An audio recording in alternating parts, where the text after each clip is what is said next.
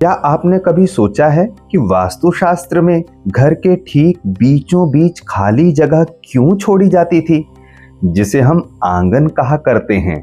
जी हाँ, शास्त्रों में इसी आंगन को ब्रह्म स्थान कहा गया है। यह वह केंद्र है जहां से पूरे घर में प्राणवायु का संचार होता था। लेकिन क्या आपने ये सोचा कि हमारे घरों से वह आंगन आखिर कहां गायब हो गया, जहां कभी पूरा जीवन धड़कता था? घर का आंगन हर मौसम से सीधा संवाद करता था, चाहे गर्मी की तपिश हो, सर्दी की ठिठुरन या सावन की रिमझिम फुहार।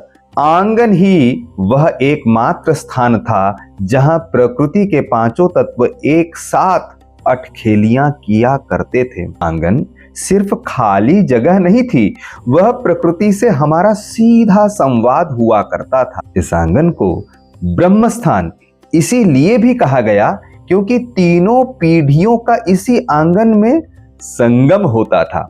बच्चों का बचपन जहां मिट्टी में खेलता था, जवानी जहां कर्म की योजना बनाती थी, और बुढ़ापा जहां अनुभवों की छांव बांटा करता था। आज हमारे घरों में वही आंगन नहीं है, तो संवाद के तंतु टूट गए हैं।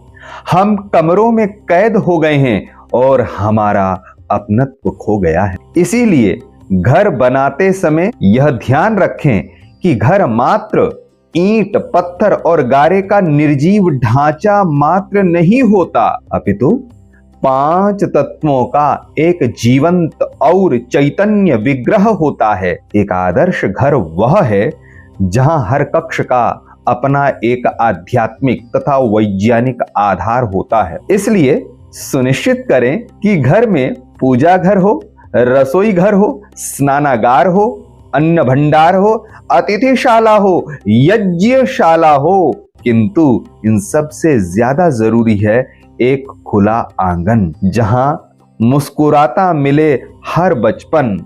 जी हां, आंगन घर का वह ब्रह्म स्थान है जहां आकाश सीधा धरती से मिलता है। आंगन ही वह रंगमंच है जहां प्रकृति स्वयं उतरकर अपना नृत्य करती है। और शास्त्र कहते हैं, जिस घर में प्रकृति नृत्य करती है उसी घर में साक्षात लक्ष्मी जी का वास होता है।